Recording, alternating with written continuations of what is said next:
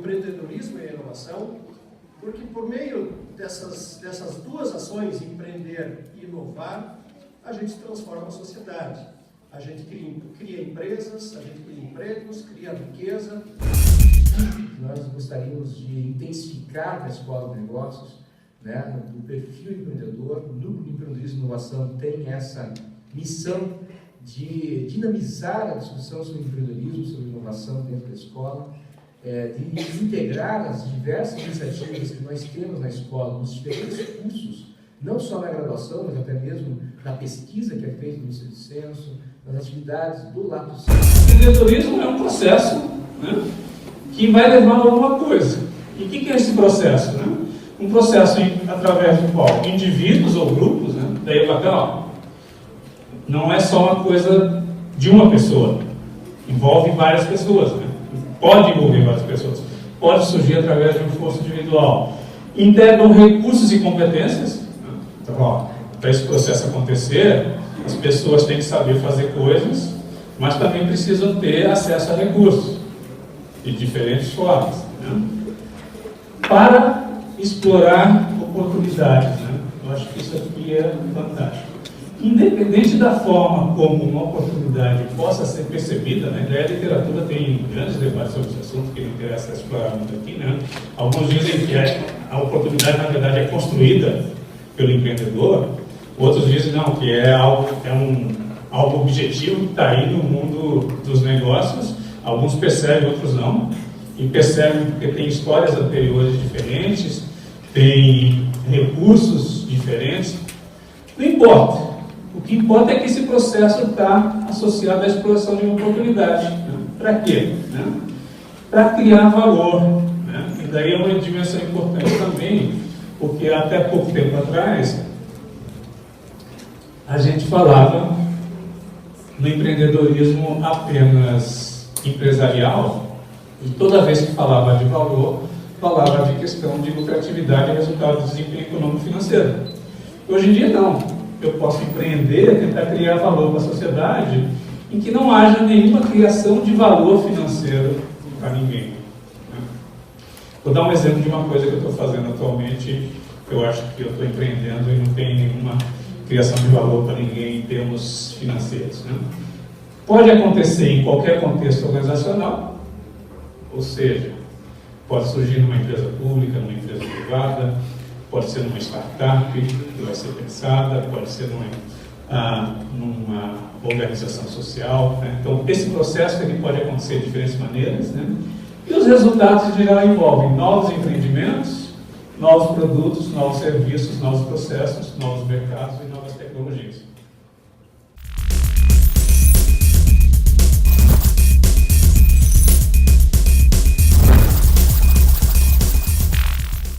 Como formar empreendedores, Gimenez, pela tua experiência, pela tua vivência de mais de 30 anos, né? Anos atrás eu li um livro do Rubem Alves, um dos escritores que agora. Rubem Alves falava sobre as diferentes formas de prazer.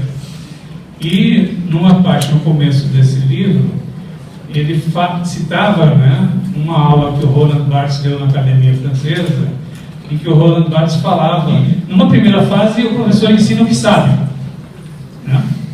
Então a gente vai lendo ou vai vivenciando coisas e vai transmitindo aquilo que sabe, né?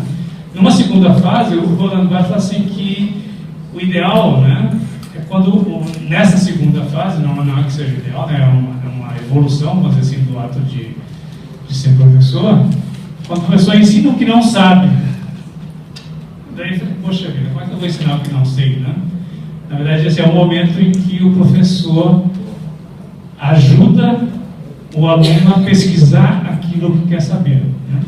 Eu acho que, para ser bem objetivo, empreendedorismo é possível ensinar só nessa perspectiva. Não faz sentido ensinar como empreender a partir daquilo que está no livro ou a partir daquilo que eu vivenciei. Né? Mas tem que ser, né, uma aprendizagem, né, muito experiencial, né, em que o aluno vá buscando o seu conhecimento e que o professor seja um orientador.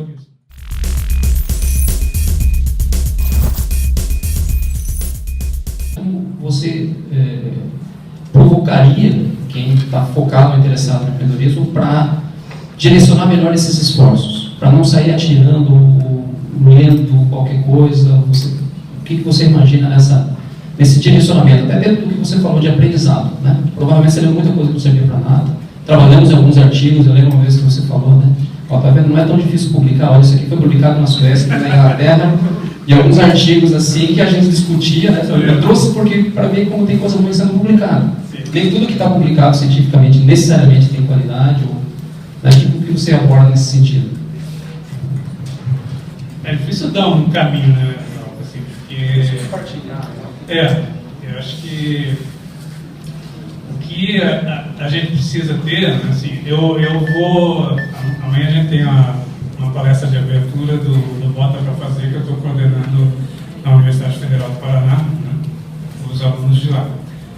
E tenho pensado um pouco a respeito disso, né, que é uma forma de aprendizagem empreendedora completamente diferente do que a gente vivencia em salas de aula. Né?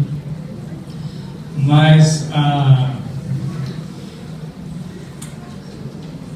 o que eu acho importante, né, é tentar buscar um equilíbrio entre diferentes fontes de informação. Eu acho que ao longo da experiência que a gente vai tendo na vida, né, a gente percebe, né, que as fontes reconhecidas, né, muitas vezes tem informação de valor, às vezes, como eu brincava com vocês, né, tinha lá coisas que não faziam sentido estar lá publicado, mas que por algum motivo tinham sido publicados, né? Então, assim, agora, o que eu tenho receio, né, e eu não conheço, quando o Paulo me chamou, eu não conheço muito o Digital Business, quando o Paulo me chamou para falar sobre isso, eu fiquei um pouco receoso, assim, olha, não sei se eu vou ser capaz de falar algo de útil para essas pessoas, né? É que do ponto de vista de estilo de vida, né, eu não sei se faz bem para a gente ter tanta rapidez assim. Então, essa é a primeira coisa que me assusta. Assim. Mas, se você tem que ajustar esse ritmo rápido, né, eu acho que você tem que ir, ao mesmo tempo que vai vivenciando, experimentando, você tem que ter um tempo de leitura de fontes diversificadas, né? E desenvolver uma habilidade, né? É assim, de ver até que ponto, né, aquilo que você está lendo faz sentido para a sua experiência, para a experiência de todos que estão do seu lado. Não é um mecanismo simples, né? Mas eu dou muito valor à leitura diversificada. Né? Quando eu falo diversificada, eu falo tanto em termos de acessos digitais a blogs, revistas especializadas, sites de organizações de negócios e assim por diante, né? Como também ler os livros clássicos de vez em quando, né? Hoje eu terminei de ler o Cortiço, do Aloysio Azevedo. Quem não leu, recomendo que lê, porque ali tem a história de um empreendedor fantástico que criou esse Cortiço, né, que dá nome ao livro, né?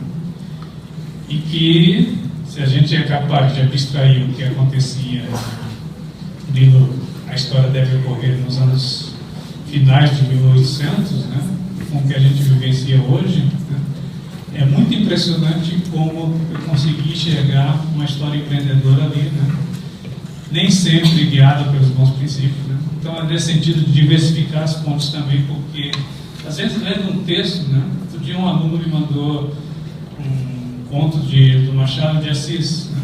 Estranho, né? Um aluno de administração dentro do Machado de Assis, isso é coisa rara.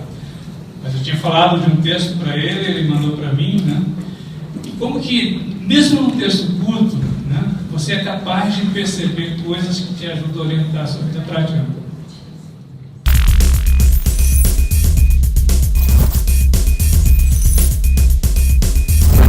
Eu gostaria de agradecer muito a presença do professor Fernando Gimenez, conteúdo extremamente relevante, essa relação da teoria, a experiência pessoal, a prática. Tenho certeza que vai agregar muito, vai gerar bastante discussão e muito me inspira, e espero que tenha inspirado muitos dessa paixão sobre o empreendedorismo em si. Queria aproveitar e agradecer a presença do professor Talco, a presença das autoridades do professor Damião e do professor Álvaro.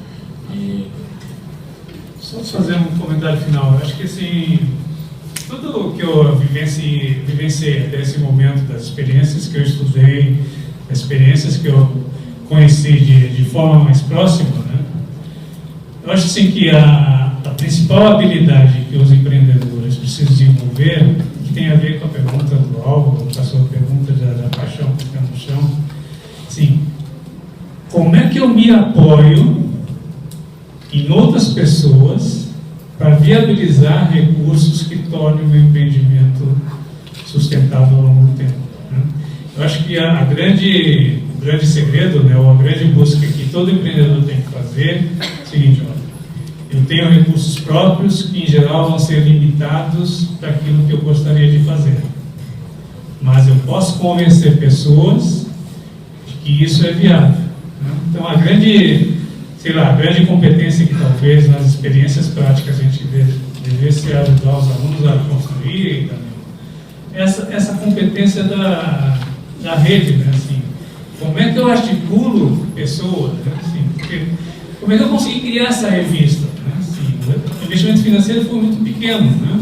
Mas eu dependi de pessoas que tinham conhecimento de internet, eu dependi de pessoas que tinham conhecimento de como funciona uma revista acadêmica, de como funciona o sistema onde essa revista está, né? E ela só foi possível, né, dentro das minhas limitações de tempo e recurso, porque ao longo do tempo eu fui capaz de enxergar as pessoas que tinham aquilo que eu precisava, né, e ir atrás, né? Eu acho que empreender, na essência, é isso, né? A partir da construção que eu faço daquilo que, da minha visão, como dizia o Filion, né, da visão que eu quero ter no futuro, né, o resto é ir atrás de recursos, incubadoras, financiadores, né? E não tem segredo. E às vezes não vai dar certo e vai ser muito doloroso mesmo. Obrigado a todos.